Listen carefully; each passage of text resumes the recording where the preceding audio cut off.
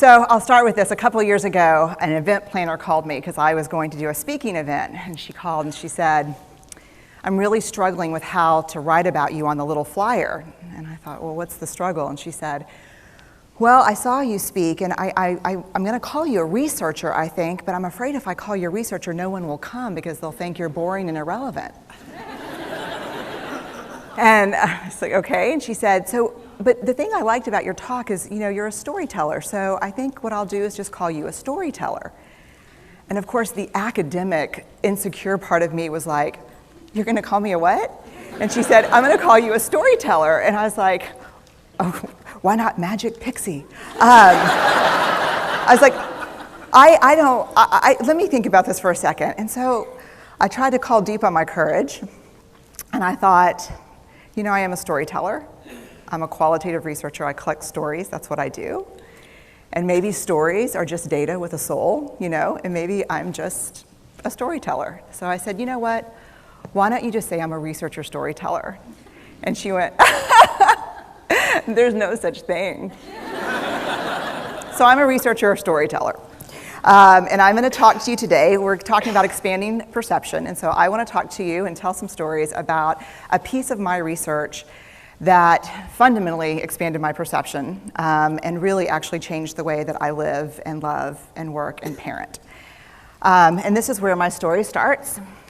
When I was a young researcher, doctoral student, my first year I had a research professor who said to us, here's the thing, if you cannot measure it, it does not exist.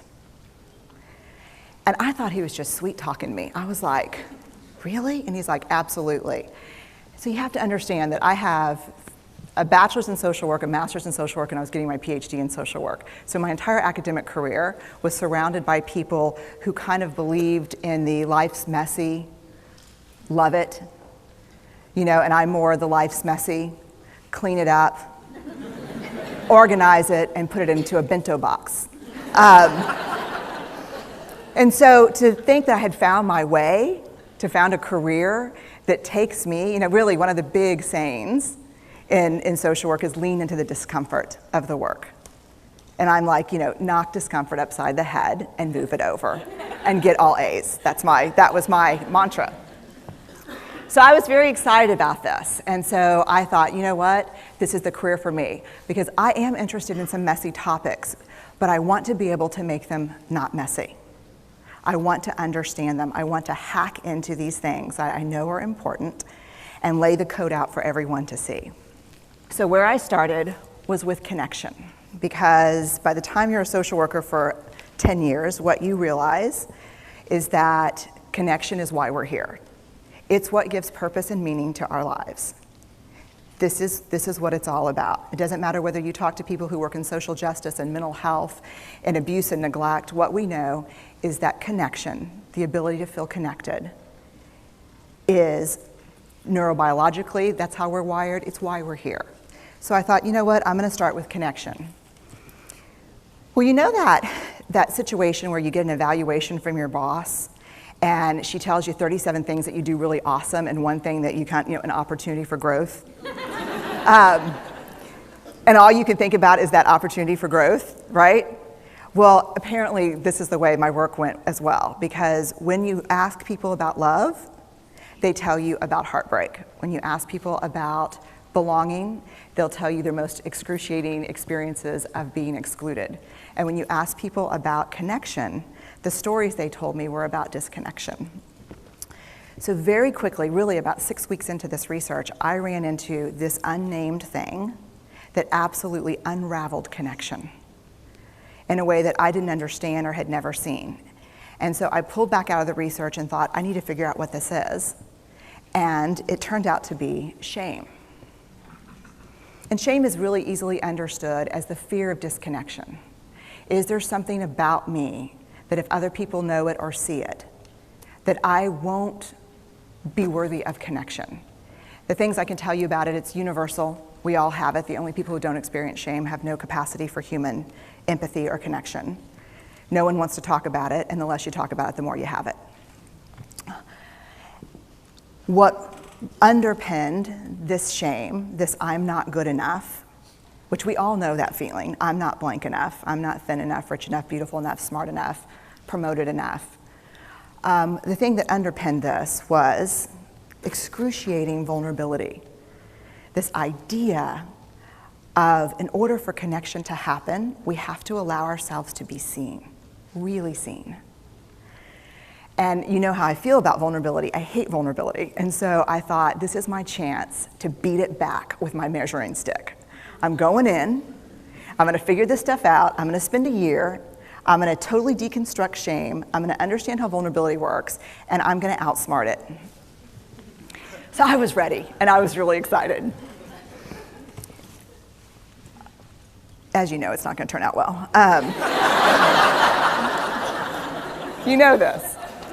So I could tell you a lot about shame, but I'd have to borrow everyone else's time. But here's what I can tell you that it boils down to. And this may be one of the most important things that I've ever learned in the decade of doing this research. My 1 year has turned into 6 years, thousands of stories, hundreds of long interviews, focus groups.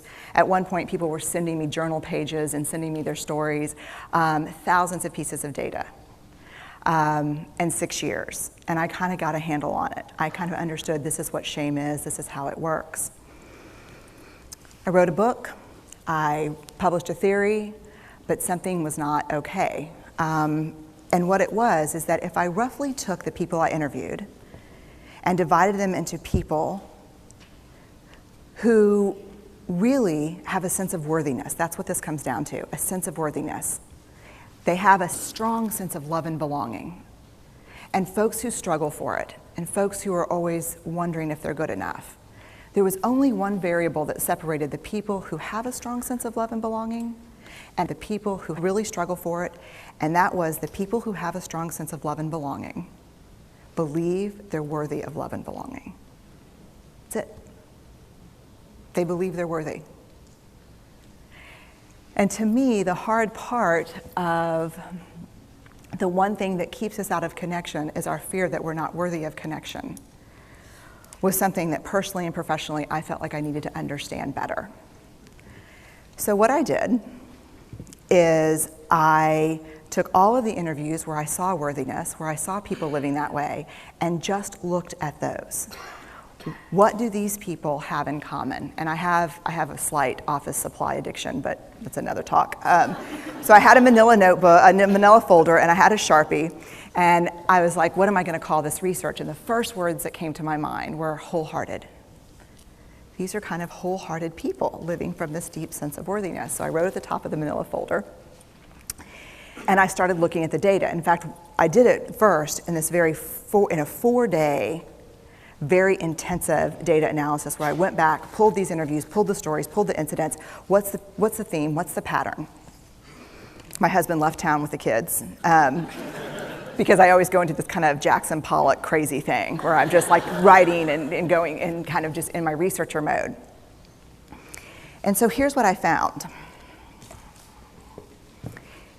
What they had in common was a sense of courage. And I want to separate courage and bravery for you for a minute. Courage, the original definition of courage, when it first came into the English language, it's from the Latin word cur, meaning heart. And the original definition was to tell the story of who you are with your whole heart. And so these folks had, very simply, the courage to be imperfect. They had the compassion to be kind to themselves first and then to others, because as it turns out, we can't practice compassion with other people if we can't treat ourselves kindly. And the last was they had connection, and this was the hard part, as a result of authenticity. They were willing to let go of who they thought they should be in order to be who they were, which is, you have to absolutely do that for connection. The other thing that they had in common was this. They fully embraced vulnerability.